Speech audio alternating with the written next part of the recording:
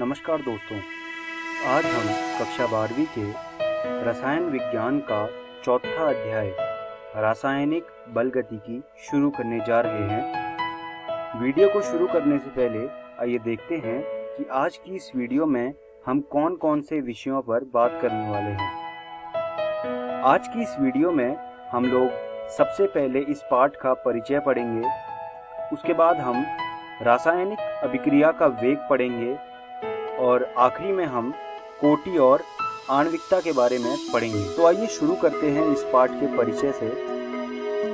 रासायनिक बलगतिकी में हम अभिक्रिया वेग और इसकी क्रियाविधि का अध्ययन करते हैं। जैसे हमने कक्षा 11वीं में कुछ पाठ ऐसे पढ़े थे जिसमें हम ये निकालते थे कि कोई रासायनिक अभिक्रिया चलेगी कि नहीं चलेगी, वैसे ही कक्षा 12वीं में ये पाठ रासायनिक बलगतिकी में हम ये पढ़ने वाले हैं कि अभिक्रिया का वेग कैसे निकाला जाता है और इसकी क्रियाविधि क्या होती है। हमारे आज के इस पाठ रासायनिक बलगतिकी में हम लोग अभिक्रिया वेग के बारे में पढ़ते हैं। इस पाठ में हम लोग किसी भी अभिक्रिया का वेग निकालना सीखते हैं तथा किसी भी अभिक्रिया की क्रियाविधि क्या होती है उसका अध्ययन करते हैं।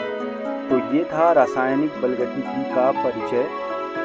आगे बढ़ते हैं और बात करते हैं रासायनिक अभिक्रिया वेग के बारे में। वेग वह गति होती है जिसके साथ कोई भी प्रतिक्रिया चल रही होती है। यह इकाई समय में अभिकारक या उत्पाद की सांद्रता में परिवर्तन को कहा जाता है। तो ये था रासायनिक अभिक्रिया वेग। आप लोग इस चीज को अपनी कॉपियों में लिख लीजिए। अब आगे बढ़ते हैं और बात करते हैं अभिक्रिया वेग को व्यक्त करना। किसी भी अभिक्रिया का जो वेग होता है हम उसे किस तरह से व्यक्त करते हैं।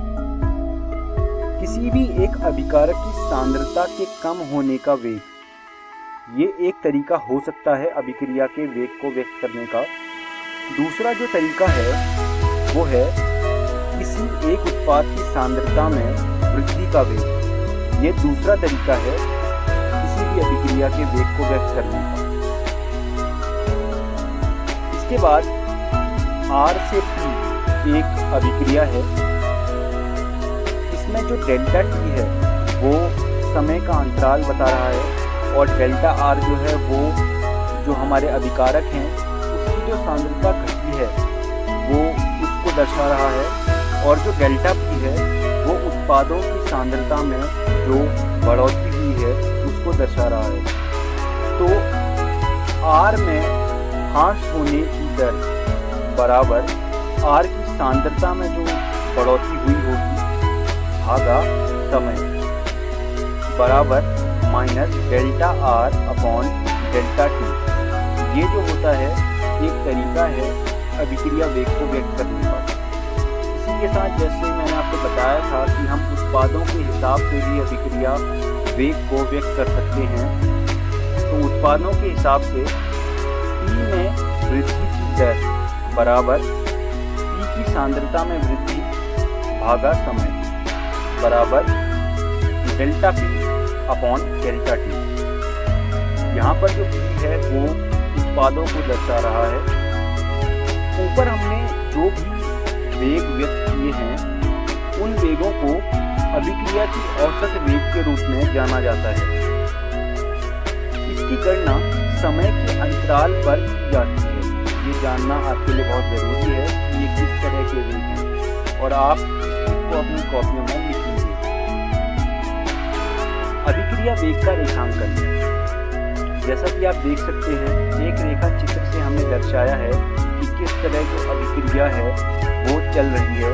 आप देख सकते हैं R0 जो है वो सबसे पहले काफ़ी ज़्यादा है, फिर वो समय के साथ धीरे धीरे घट रहा है। तो ये जो रेखांकन है वो आप अपनी कॉपियों में बना लीजिए। ये परीक्षा के उद्देश्य से बहुत ज़रूरी है। ये तो हमारा अभिकारकों के हिसाब से जो रेखांकन बनाया है वो था।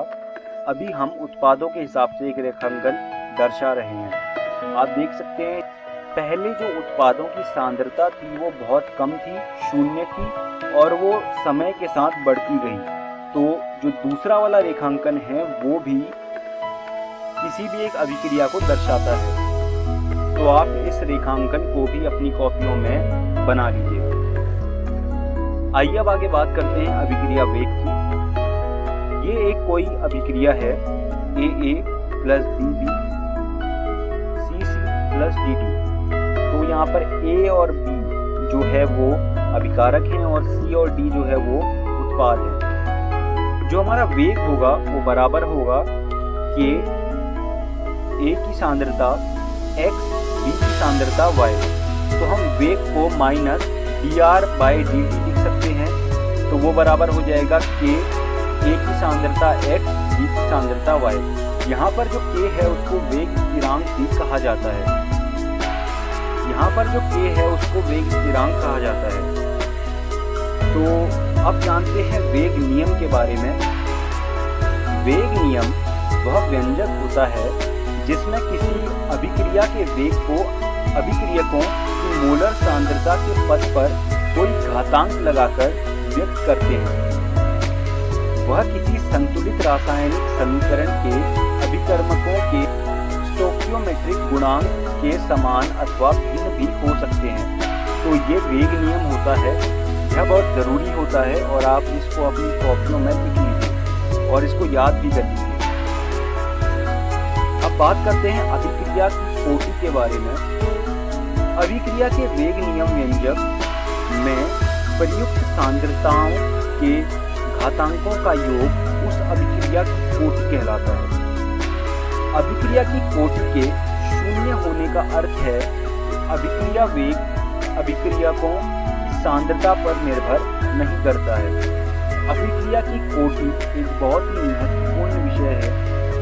आप स्क्रीन पर जो भी चीज़ें देख रहे हैं उनको अपनी कॉपियों में नोट कर लीजिए, क्योंकि अभिक्रिया की कोटि जो विषय है ये अन्य और विषयों से जुड़ा हुआ है, तो इसकी आपको आगे भी ज़रूरत पड़ेगी। अब आगे बढ़ते हैं। अभिक्रिया की आणविकता। प्राथमिक अभिक्रिया में भाग लेने वाली स्पीशीज जो कि एक साथ संघटित के फलस्वरूप रासायनिक अभिक्रिया करती हैं की संख्या को अभिक्रिया की आणविकता कहते हैं। तो ये अभिक्रिया की आणविकता की परिभाषा है। तो आप इसको भी अपनी अपनी कॉपियों में लिख लीजिए। अब हम वीडियो के अंत में आ चुके हैं, तो आइए जानते हैं कि आज की इस वीडियो में हमने क्या क्या सीखा।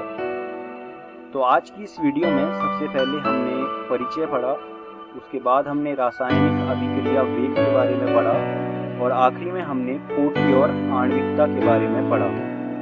मैं उम्मीद करता हूँ आपको मेरी पढ़ाई हुई सारी बातें समझ आई होंगी और आप ये सारी चीज़ें अपनी रसायन विज्ञान की NCERT से दोबारा पढ़ लीजिएगा और इनके ऊपर कुछ प्रश्न भी हल कर लीजिएगा। अगली वीडियो में हम लोग सबसे पहले वेग स्थिरांक की इकाई के बारे में पढ़ेंगे, उसके बाद हम वेग समीकरण के बारे में पढ़ेंगे। धन्यवाद दोस्तों।